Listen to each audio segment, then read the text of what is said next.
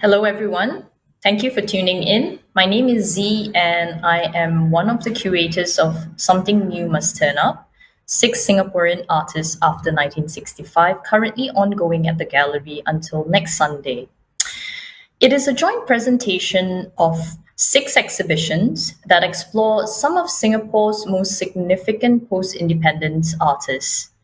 Before I'm joined by my panelists today, allow me to briefly introduce the section of the exhibition that I curated, Jafar Latif in the Time of Textile. Born in 1937, Jafar Latif was known as an abstract batik painter. The exhibition at the gallery examines Jafar's technical exploration in the medium through his most significant batik series from the mid 1970s to the early 1990s, some of which you also saw on screen just a moment ago. And Jafar's use of abstraction through a strategy of seriality pushed the limits of method and medium in batik painting.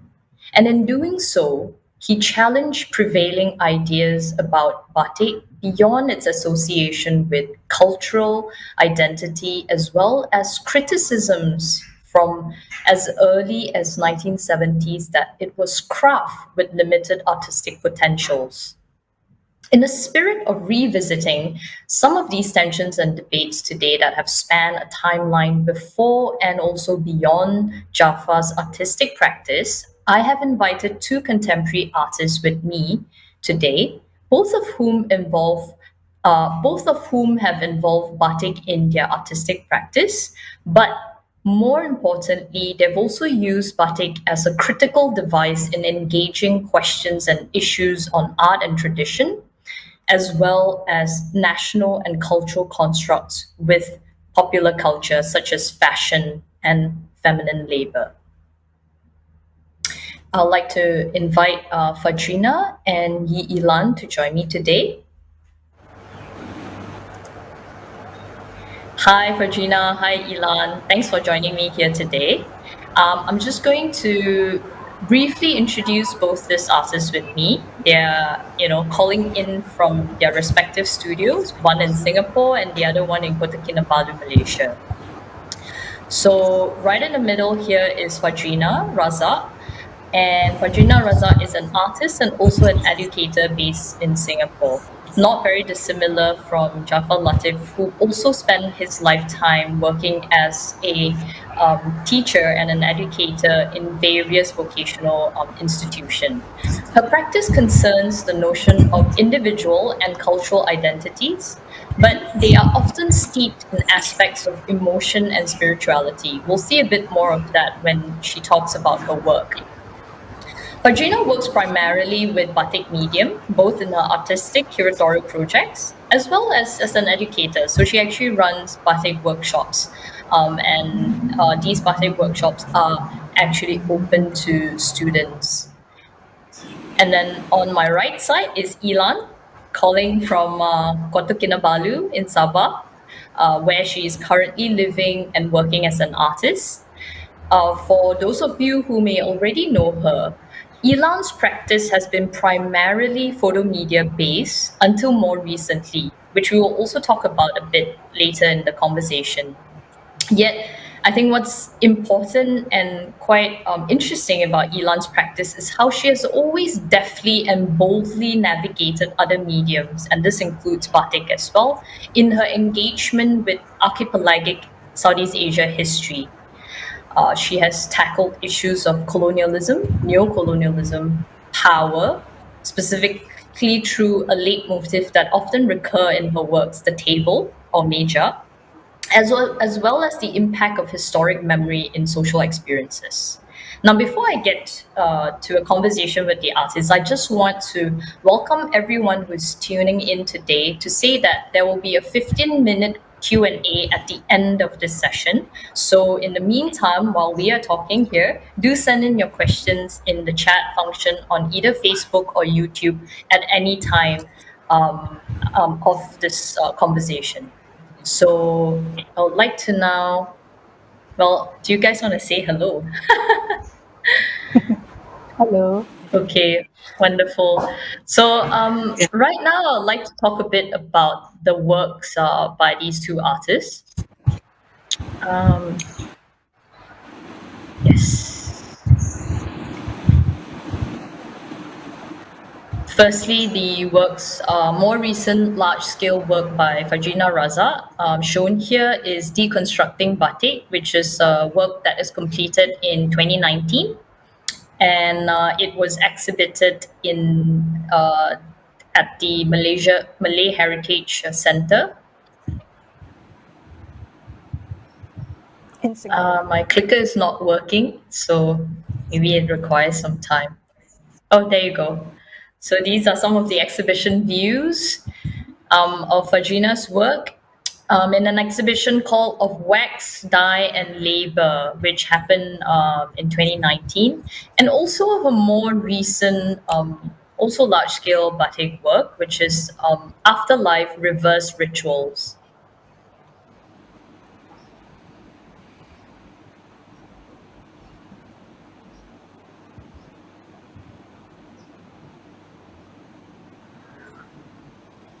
Yes.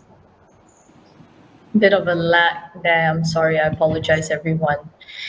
And as well as Elon's work. So I'm really happy to be talking to Elon about this series, which is the Orang Besar series from her Fluid World exhibition in 2010, four of which are actually in the National Collection. And these are also large scale batik works, photographic and also batik works that are of the size or the length of a kain panjang. And I kind of want to invite them with this introduction of very narrow selection of their works for the artists to maybe talk a bit about how batik entered your respective practice as a contemporary artist, and maybe not just how, but rather why. Because surely, as a contemporary artist, we wrestle with all the tensions that I spoke about earlier. The idea of batik representing craft, but also the cultural and national construct. The idea of how it has been used for such a long time also as a wearable. These are the issues that perhaps you are wrestling as artists who work obviously with the medium. So maybe we can start with Katrina with your first work, Deconstructing Batik, which you have stated is a bit of a manifesto of sorts, no? Yeah. Yeah. I would say that it is somewhat a manifesto, but it was written in such a way that it's from the top to bottom. So because the artwork is suspended in a on a 6 meter tall building, and when the viewer read it, so they will have some difficulty reading at the top, and then slowly they will be able to read downwards. But although that is sort of a manifesto, it also should not be read as a poetry, sort of, and these words, these texts, they are in fact my thoughts on batik itself, the whole notion of batik, from its art making process to its to how you wear it, the culture wears of it, the societal uh, construct within the realms of batik, the visual culture of batik itself. So this work, the work deconstructing batik, is all about the whole idea of batik that I have, particularly in Singapore.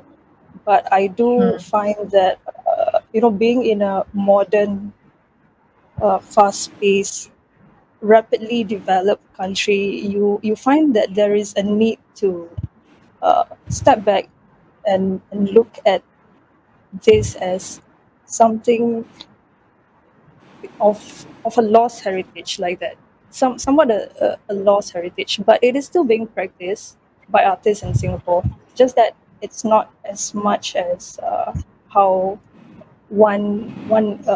a country needs to be practicing. I mean, it's interesting you said that it's a lost heritage. Maybe I want to revisit this because it's been quite a contested, perhaps, perspective. And I did mention at the start earlier that the title of this talk is also before and beyond, and really it spans before and beyond many of the artistic practices of artists that are known painting in this medium, from as early as the mid 50s when Chua Tian Ting sort of started, inaugurated batik into, the realm of fine art, something that Frank Sullivan has called, something intrinsically new and also uniquely Malayan, to a kind of fatigue of the romantic tropicalism that are often painted and depicted by artists in the 70s, and then to perhaps attempts to innovate or refresh the medium by incorporating abstraction into batik. And surely now, I think, as I would say, contemporary artists who do incorporate batik do so more as a critical device, as a point, from which they could also question these associations, to point out the contrast. So, like using that, then like Ilan, maybe you wanna talk about how the Orang Besar series in particular, given prior to 2010, I think a lot of your works from Horizon to Sulu Stories were predominantly photo media based. And in this one, you really picked the Kain Besar and specifically the crackling effects of batik painting as a very visible device in this series. Can you talk a bit more about like maybe Orang Besar series and why batik in this work? Um, Very conscious choice of using batik because I wanted to. Can I go back to the map? Of course, Because I think this is I a wanted great to. start. Yeah, I wanted to talk about not a nation state, but a shared part of the world, a geography, not nation state, way pre nation state, or now without the nation state, with the absence of nation state. And batik is so associated to Southeast Asia, and yet it is a shared medium by many cultures through Africa and Japan and all of this. So I began really about thinking about Southeast Asia, not so much in cultural terms per se, but in terms of geography. And I wanted to look at the corridors of knowledge, the corridors of the shared systems of learning, sort of a history of ideas, if you like, of influence. And what and I'm a huge fan of batik. I wear a lot of batik sarong at home. Um, and I love the die and resist conceptual notions that you find within the batik medium. But to begin with, I was looking at this idea of our corridors and our sea as passageways of knowledge, and the ideas of dyeing, of osmosis, of collection of pigment, stuff like that. So this is called Fluid World, and really it's made with the blue is a Japanese indigo dye on Chinese silk using batik.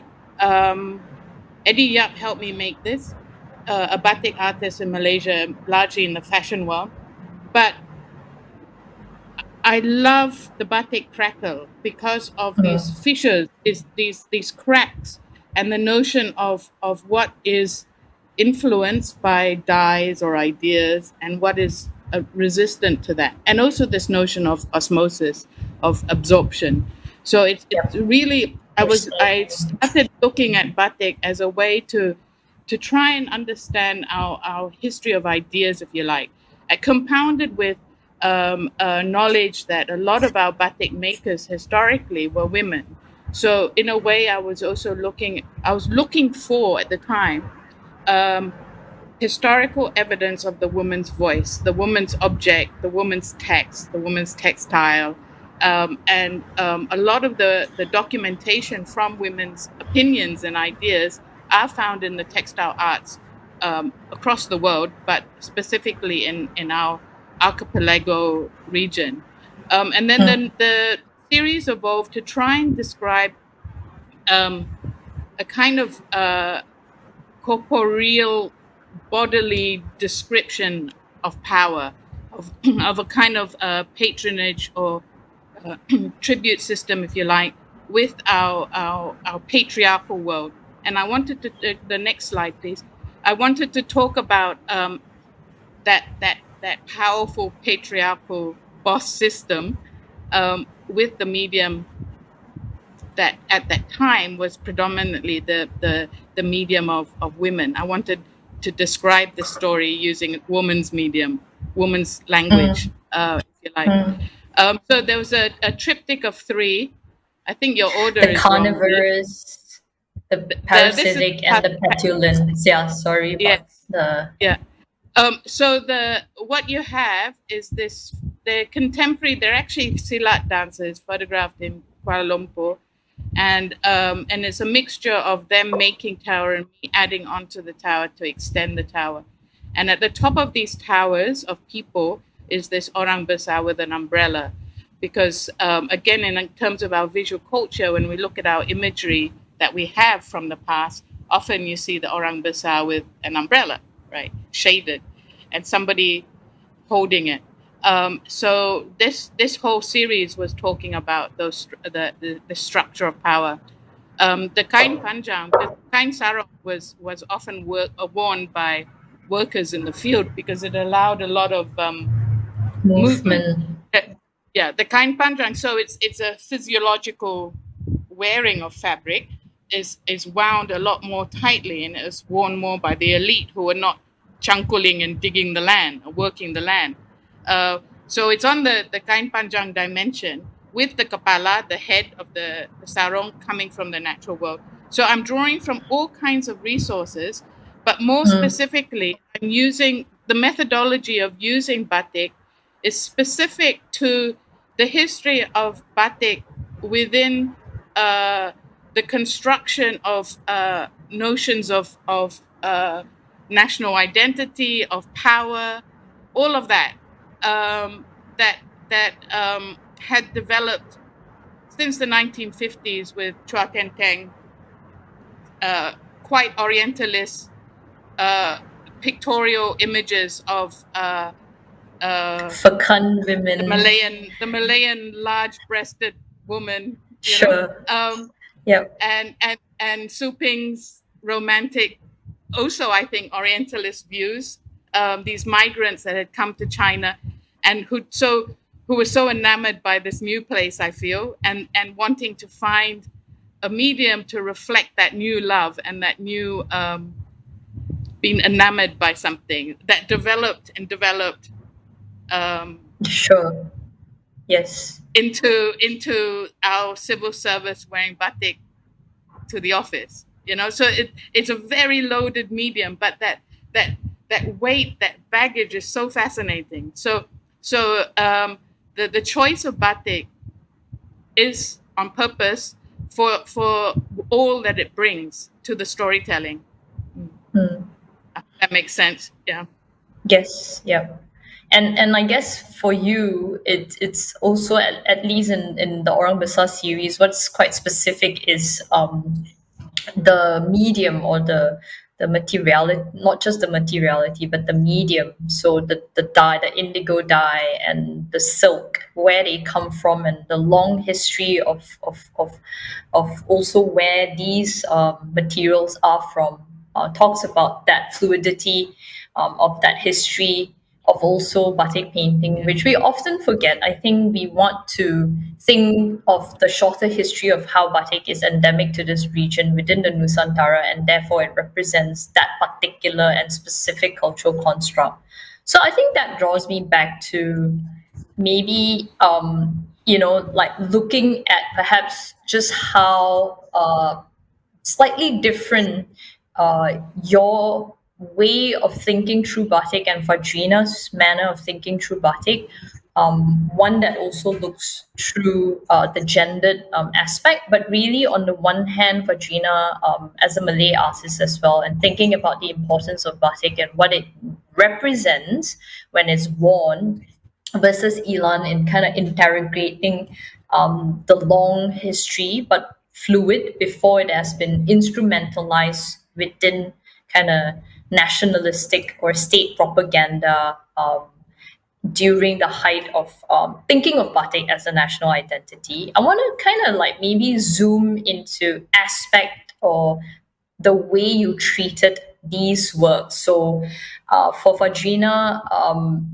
you I want to kind of get you to talk a bit more about deconstructing batik and how it's a manifesto for you. And so, um, when you look at your recent work, they are definitely kind of installative, as in it invites the visitor to walk and circumambulate inside the batik, and then they see these inner thoughts or these verses that are almost kind of private, but there is also these incorporation of some of the Pucuk Rebung motifs as well. So I've kind of like asked your help to list out some of the thoughts or the verses that are excerpted from deconstructing batik, and maybe we can like discuss some of this in extension to what Ilan has already talked about in terms of also very specifically you teaching batik.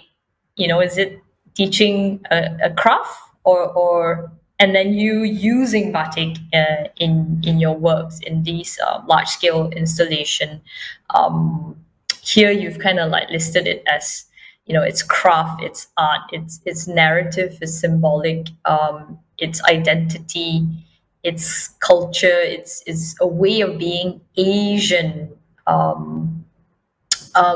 What are maybe some of the challenges, being so personal in your work, vis-a-vis perhaps some of the other artists, contemporary artists who are also painting in this medium in Singapore?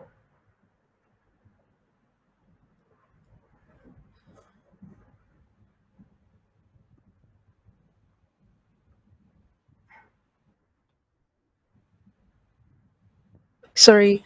Okay, perhaps I'll talk a bit about the each line, a few lines from this, from the deconstructing batik, right? So, okay, let's talk about craft and art as practice. Uh, I guess in Singapore, because there is no culture of mass production or of craft production per se, there is, I feel that even if there is a lack of that aspect, me as an artist, I am still somewhat a craft person, uh, just simply because I'm using the medium. But at the same time, I also feel that the practice of batik somewhat pays homage to the craft persons, the craftsmen and artisans in this region. Uh, yeah, probably because there is this sense of, you know, a sense of longing that that me as a Singaporean Malay person looking and trying to find out my identity itself, and trying to navigate this whole nation building, even at this time, even after 50 plus years. I am still somewhat looking through uh, all aspects of identity that I can think of. So I think with craft itself, and me being an art educator, because I teach batik mostly to the youth, to the primary schoolers and secondary schools. So I do feel that there is a need to educate them, just so that they are aware that this heritage does exist, even though there is no culture of making of craft production. there is this need to appreciate these things, especially when this youth are, they belong to a generation that has never felt labor. And yeah, and everything is so instant nowadays, right? And I felt that naturally this knowledge that I possess is that has been embodied in me becomes becomes like a form of outreach to the mass and to the youth especially. So perhaps, I mean, all these words are, they are very quick writing. It's quite it's a very uh, it's a fast way of thinking, but at the same time, when I was doing the work itself, you have to, you know take the time to prepare the materials, and then while preparing all of those, the material itself, then your thoughts on batik appears in all this, whatever that I've written about motives, about how we wear batik, because maybe is it trendy? Is it trendy in recent years? And what about uh, the past few decades? There are uh, there are people wearing them, but uh, do people realize the significance of wearing batik itself, and especially in Singapore when there is no craft production at all? So how do we identify with these motives when most of these motives are actually loaned or borrowed from our neighbors, and where we came from as migrants? And me being a fifth generation Singaporean, I do feel that there is somewhat uh, a lack of okay, I have to say identity, I guess. So this whole notion of uh, looking for your identity, and not just one specific identity. There are many aspects of your identity apart from your own individuality. So I guess all that culminates into one piece of work. Yeah. Yeah, it's. I must say it feels a bit the text, the excerpt. Sorry for putting you out there by listing it. It's almost like a private confessional, and obviously the invitation, as you can see from the work. Well, this is the recent one, but from deconstructing batik, it was hung, and you did mention that you don't want it to be read as poetry, but kind of prosaic, like verses. Um, that reflect your inner thoughts about navigating yourself as an artist, but also your identity as a Singapore Malay. And I guess what is difficult maybe to unpack in the next 15 minutes. I mean, I'm also aware that you only have half an hour to really properly converse and unpack such a loaded subject and its history that is very complex and interesting. But it's maybe I look at another work by Ilan that also incorporates the textual. And here, though, perhaps the words that are arranged alphabetically. So the title of the work is Essay Number One or Essay 001 Alphabetical, which was produced in 2011. And I refer to this work, well, not this work, but actually your essay, um, which is titled Love Me in My Batik, and it was published in the Narratives in Malaysian Art, Volume 1, published by Rogue Art. The title of which your essay came from Joseph Tan's 1968 work of the same title as well. It's not a batik work, but it's a collage painting depicting a voluptuous figure draped in batik, in what perhaps may represent a sentiment or a response of how much batik has entered. And I quote you here, Ilan, in your text, the sentimental realm of political kitsch, right? And kitsch is interesting because on the one hand, as what you and Fajrina has have spoken about, is that there is the trendy aspect of batik. You know, the idea of these patterns and these motifs, like showing up in the wearable in fashion, is definitely always kind of hip to wear batik. Maybe not on Friday as your official uniform, but it has entered the everyday in that aspect. But at the same time, as what Fajrina has also raised, there is perhaps a lack of depth in kind of understanding where these motifs are coming from and its long history, and perhaps during this point of Joseph Tan's response, so that's in the late 60s and the early 70s, which is also the moment that is foregrounded in the exhibition, Something New Must Turn Up.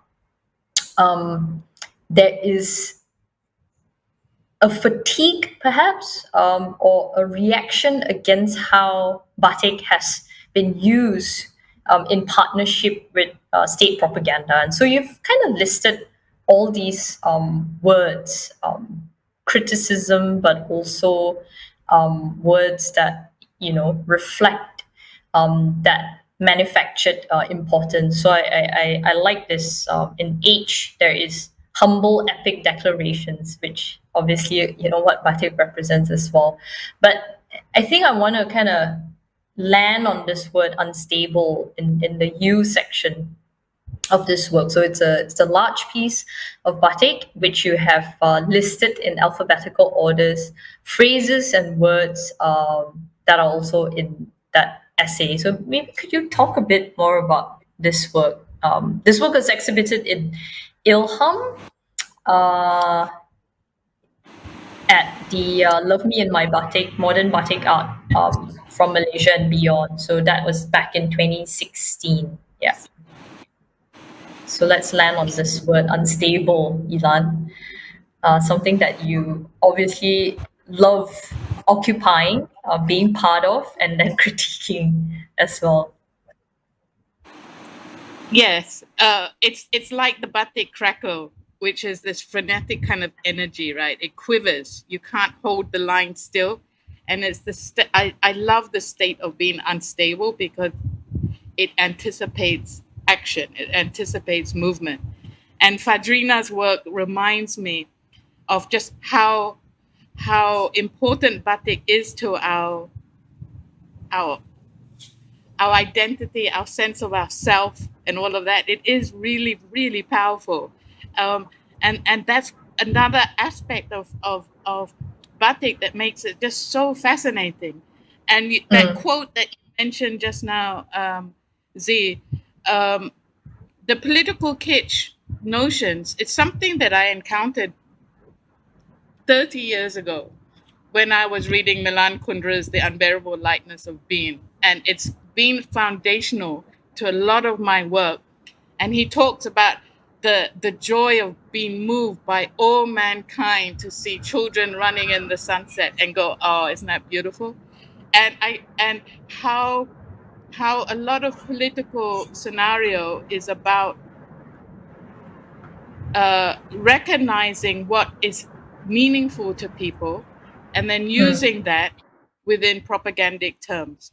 So what I want to try and do is to kind of reclaim what Fadrina has been talking about with that weight of batik, of identity, of sense of self and all of that, of re-owning that somehow and answering back to a certain kind of propaganda mm, simultaneously. So there's all this not settled stuff, the unstable, and to me that's one of the fascinating powers of batik, and not to forget the beauty of the medium itself, which I think comes up in your exhibition, the translucent qualities of these overlaying dyes, of the dye and the resist with the wax.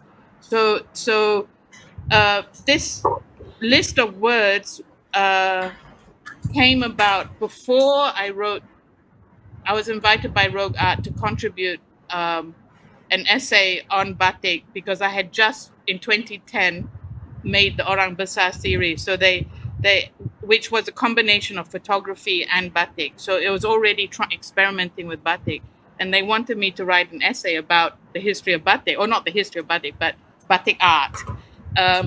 So that essay is actually part one. I never wrote part two, but I should. So before I began that essay, because of this weight of batik, I berkemban every single day of my life for as long as I can remember. I'm berkemban, right? So I know batik. I As love in, batik. just As in for the berkemban, as in yes, at and home, draped right? in, yeah, draped in Yeah. kain sarong. Yes. I berkemban every day, and I have a lovely batik collection. Um, so I started with all these conflicting emotions that I have about batik, because I love batik, but I see batik being used, right? And then with the national cultural policy, I'm Sabahan. We don't have batik, but we're forced to use it as national identity. Um, and it's not our language. We're different. Sarawak, it was an import in the 1980s when they were trying to make Sarawak become more Malayan, Malaysian, right? Yep. Sabah, our batik is not our batik. Our batik, we have to learn it to become more Malaysian. So there's more Malayan, I should say, versus Malaysian, Yes, because Malayan, yeah. we make the Malaysia. This propagandic thing is Malayan. So all of this, I wanted to really respect the complexity of batik. And I also, within those words, talks about batik as this incredible medium. I'm below a flight path. That's an airplane. Yay, airplane. Um, uh, so that's what this list of words is. All these it's the quiver of the fissures of the batik crackle. I don't know if that answers your question, but it's a battle with words, and it's also a little bit of a play on the ideas of batik tulis, kan? Maybe that's why Yes, Fajrina have both been drawn to using text, kan? Fajrina is because the act of it right, comes yeah, from the act of writing. yeah, or rather patterning with the hand. And in this case, both of you have decided instead to Be to literal. apply this, this textual element instead of an abstract patterning. Yeah. Can I Yes. just make a comment with Ilan's work? I love this work so much. I mean, you talk about the unstableness of the wax, right? But can I just ask you a question? I think the wax are amazingly done.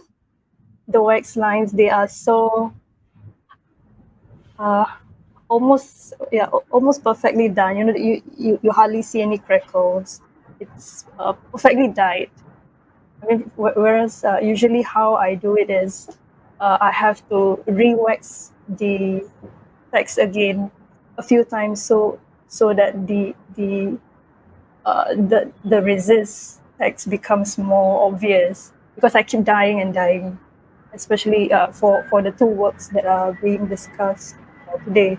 And I love so much how your writing was your handwriting is amazing. I have two batik teachers that I have to give a shout out to. Actually, four, but my first batik teacher, I'm so proud, is Fatima Chik, and she, to me, Of the course. biography of Fatima Chik is she is the most underrated female artist. Who her teacher was Hijas Kasturi doing architecture at UITM. She made batik chop. She entered into the male aspect of if you talk about gender, of making these architectural batik chops. And she was influenced at a time when she was in Kauai and she was making Nusantara batik chops.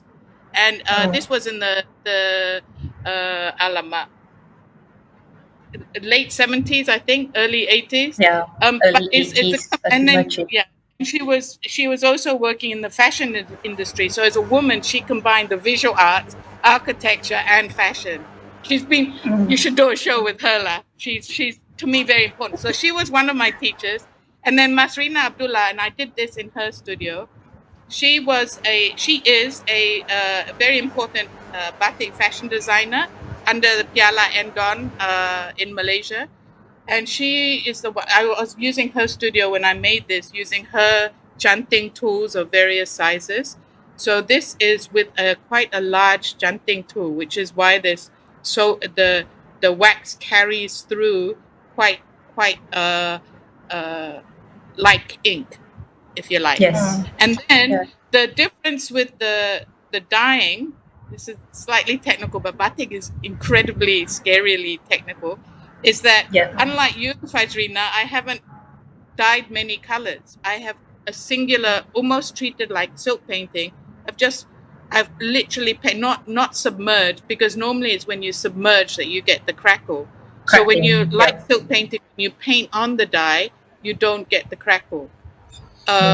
Versus the map fluid world, where the whole thing is put in an ice bucket to ice and cold water submerged to create very sharp cracks, and then taken out and then dyed in the dye. This one is it.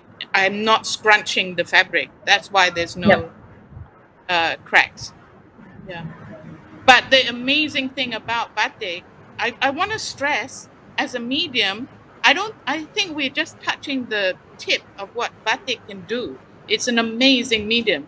And to me, the ultimate answering back to propagandic use of the political kitsch is intelligent uh, uh, uh, to find ways to reinvent with this incredible medium. And it is an incredible medium, and it's shared by so many cultures around the world. And I resent actually the division between the value systems of craft and art.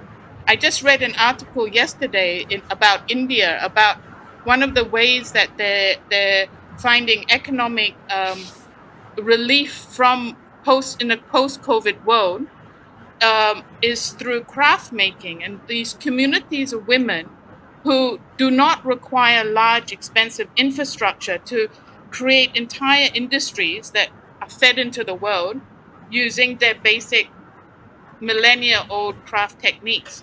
And within that, you have notions of the circular economy, you have things that puts rice on people's plates and saves communities. So to me, batik, people that sneer at batik don't know what they're talking about.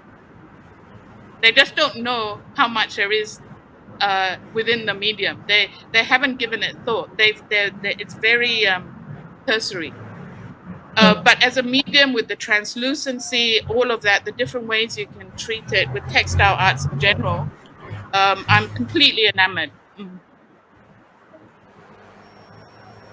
Yes. Yeah, I'm glad there's a you guys kind of like inadvertently circle back to how finicky and actually meticulous the technical aspect of painting in this medium requires, because that was also a question that I had in mind while curating the show about an artist who was so committed to a kind of expressive abstraction, his own variant, because he was not like educated in American like art school, but he was drawing from all these influences. But yet at the same time, because of that vocational training and because he was tasked to teach batik, he used the technical kind of like difficulties of what was asked of that medium and sort of transcended that in his painting practice, right?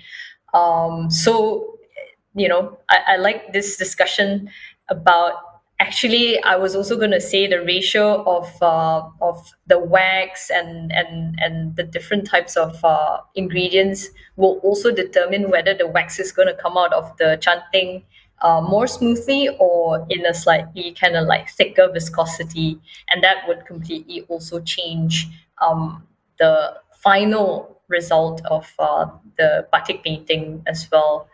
Um, I want to circle back to the word craft because maybe we haven't given it enough time to discuss this, and we also don't have much time overall for this kind of noontime discussion. But um, perhaps it's the I don't see it so much as a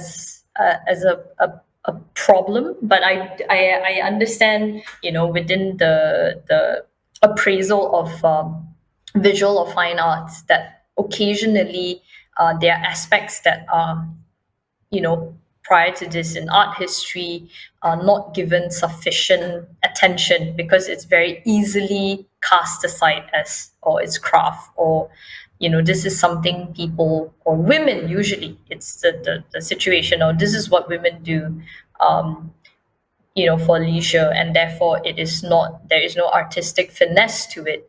But the question of craft has sort of like come back in a way in which, as what you said, Elon, how do you um, exhaust the limits of something that is craft or that is used as propaganda and cleverly then take it to the next level. And I think here in this maybe final part of that discussion, I want to look at some of the current work that you both are doing, particularly with the community.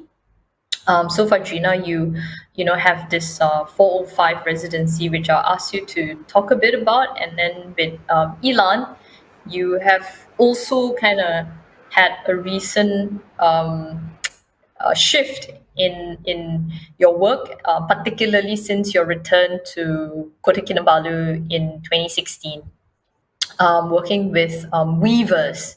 So another aspect of, or another type of craft, perhaps, that um, has really just not been appraised within contemporary or fine arts. So uh, maybe just in this aspect, because we don't have a lot of time, this idea of extending within your practices as contemporary artists, using the conceptual, the methodical, the technical aspect of the mediums that have been selected to expand the discourse of what is art versus what is craft, or what is fashion, or what is just design. Um, yeah.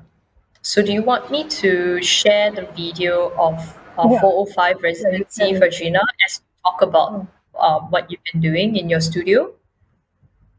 Yeah, so this residency was initiated last year. So last year I made a short open call through Instagram, and then a few artists came about telling me that they are interested to learn about batik.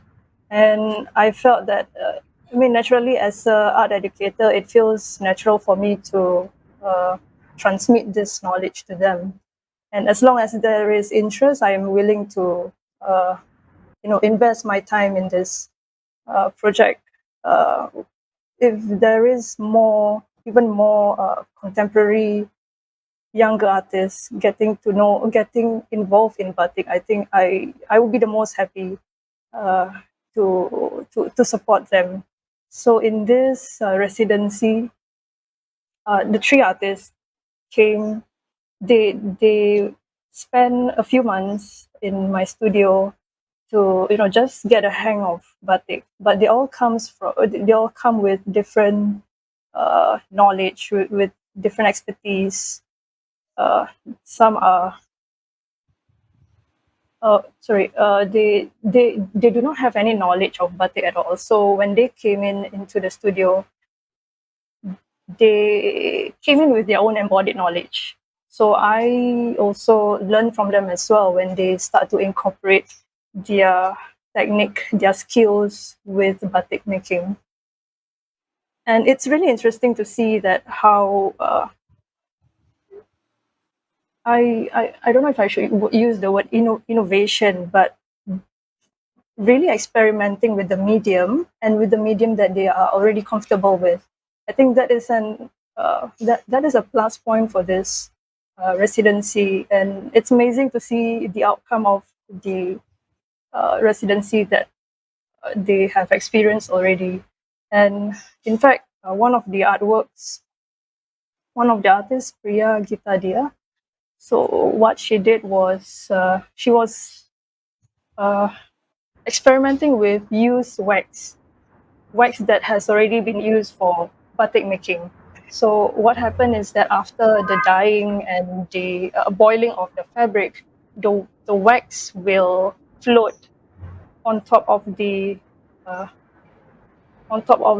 boiled water, right? And we use that wax to recreate a sculpture, sort of a sculpture. It's a very small one, but also in a way that it's she is thinking in such a way that it's sustainable as well.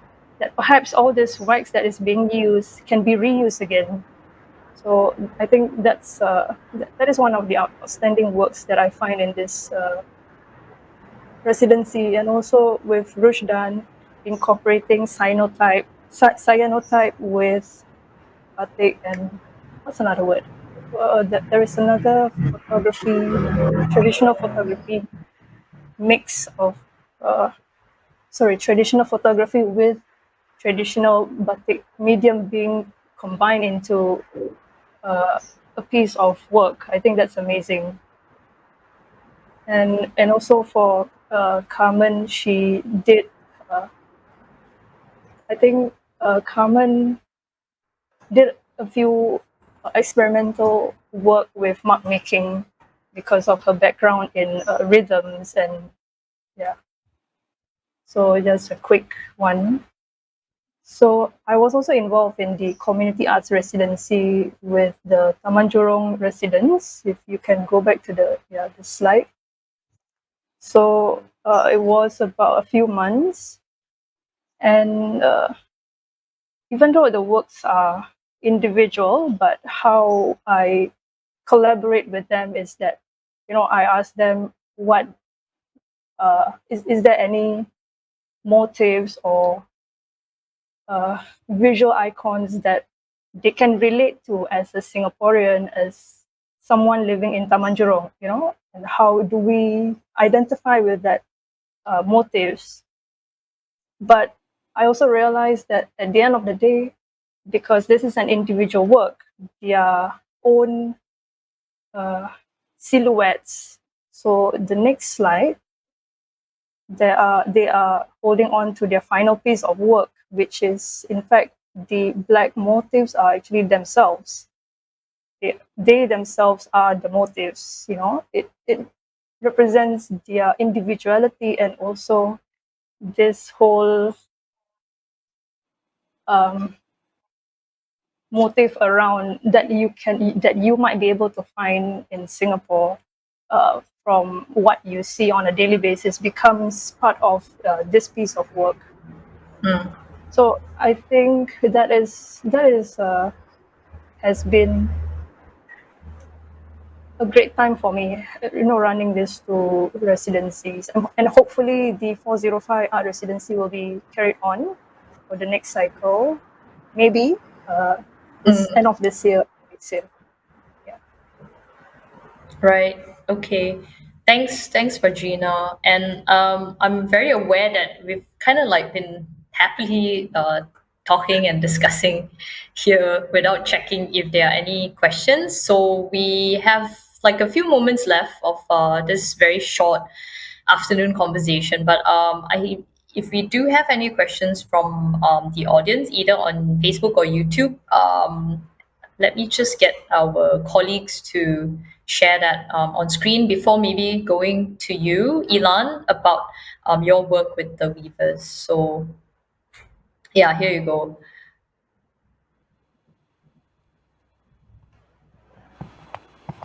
I'm curious what response has been to these batik works.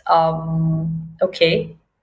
thinking regular visitors to exhibition, but also other artists who work in the medium.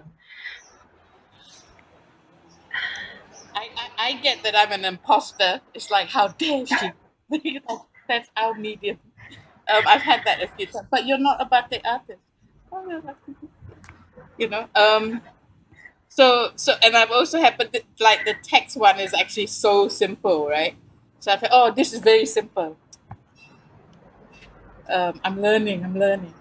But then I also I the Orang Besar people were very curious about the mix of photography and batik, and Yes. what the technical of how to make that.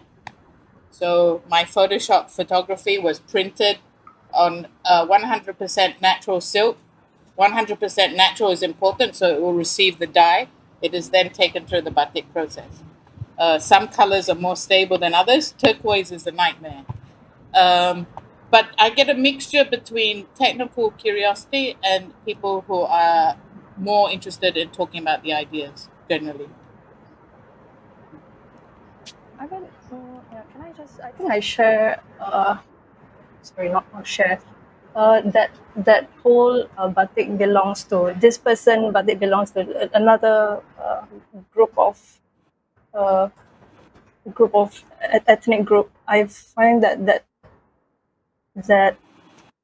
term doesn't work anymore in here, because for me, I mean, even though I am technically Javanese, but I do feel some sort of detachment because I don't speak Javanese at all, being a Singaporean Malay person. And am I allowed to reclaim that batik as, my medium? I feel that uh, I don't know.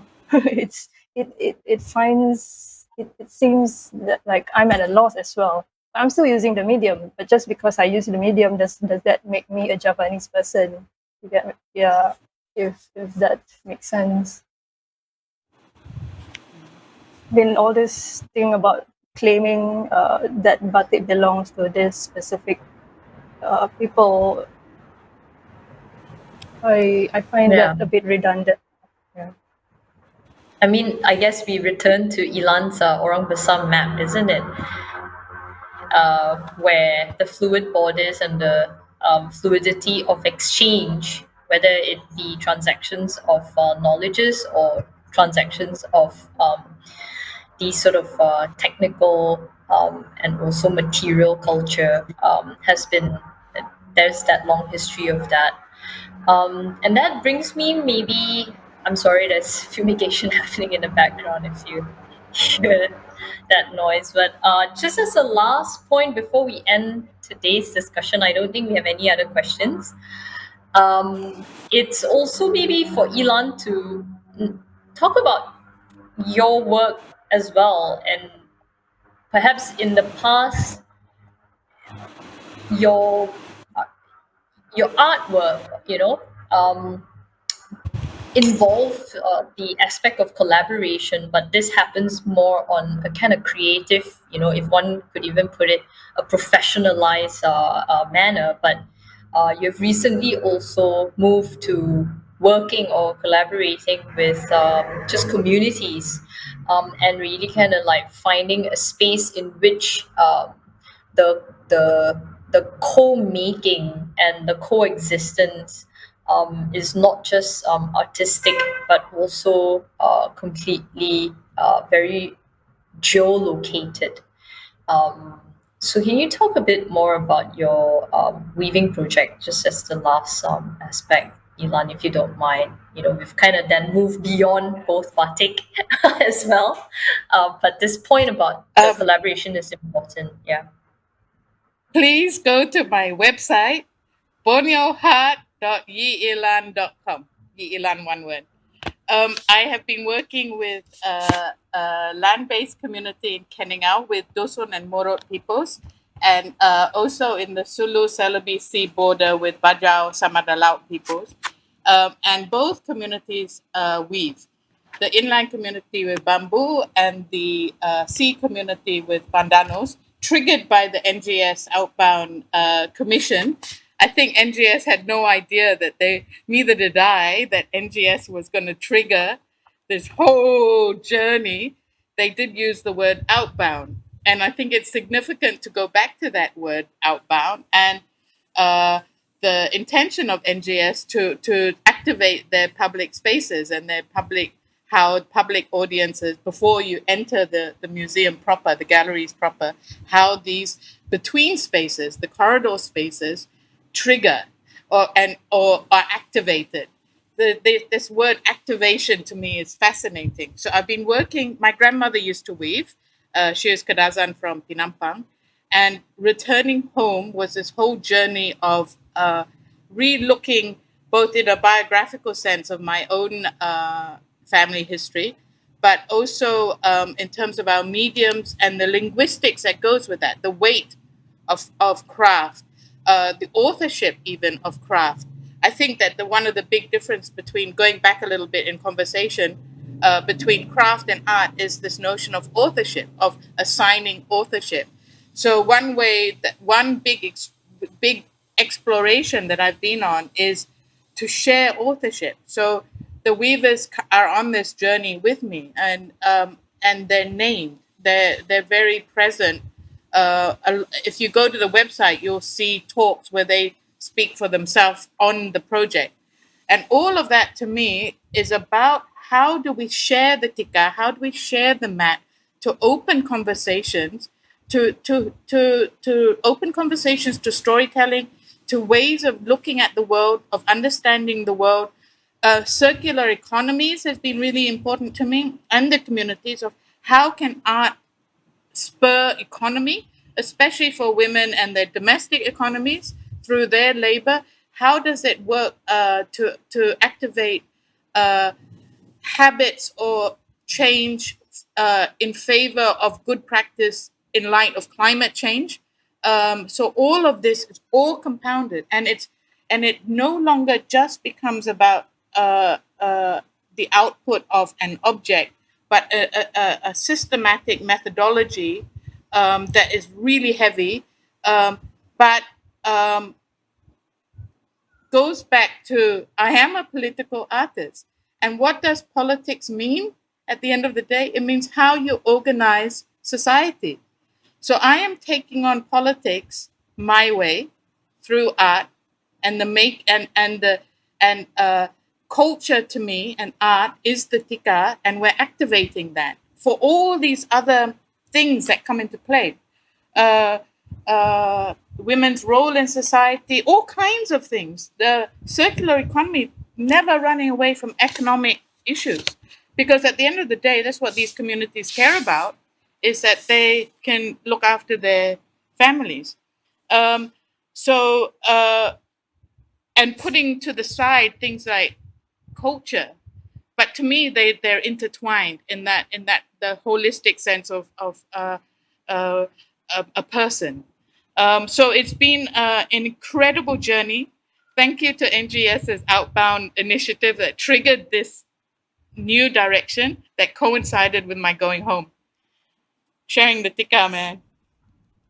Yeah, sorry, I didn't include that in this slide, but yes, for those Yeah. of you who have the opportunity to visit the exhibition or the gallery, actually, please, as you pass through the former Supreme Court lobby on level one, just outside of the cells, is actually Ilan's very large scale, 15-meter long Tika Agaga.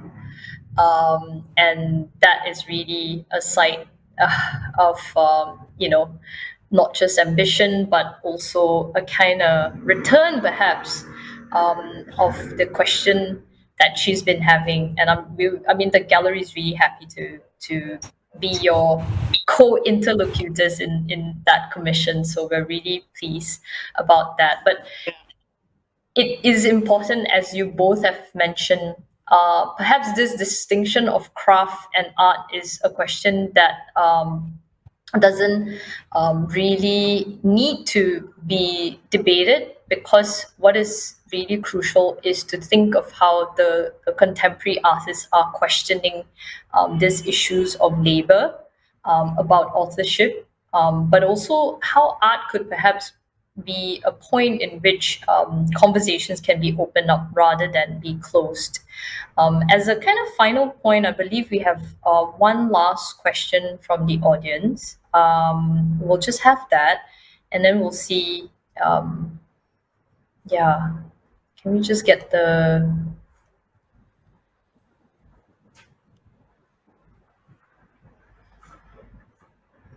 question from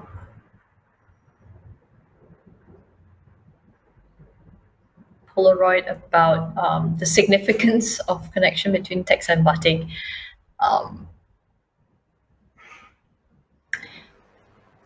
Well, yeah, I suppose it's been implicitly responded to by Ilan and Fajina in their discussion as well. But before I do the kind of summary, do you guys want to respond quickly? Ilan. Batik chanting batik is writing. It's always been Batik writing. tulis. Look, a motif is an emoji. A motif is multi-generational and multicultural. I can read your motive. I understand. You are communicating. This is the snobbery of the contemporary world where you assume that ABCD is the only text. A motive is writing. I understand it. I can read it. It is multi-generational, multilingual. I understand that kampung's motives, that kampung's emojis, and I can read it. This text, it is communicating. Yes. And medium The and visual. batik because it's the medium that was at hand, literally. Yes, yes. And this has also been, I suppose, sort of implicitly like discussed throughout this conversation, the visual vocabulary, but also the physiognomy, as you said, of the fact that, for instance, the difference between how the kain batik is worn in the form of kain panjang, which restrict movement and therefore points to a particular hierarchy, versus the kain sarong, which is more loosely worn. It's a garment of labor.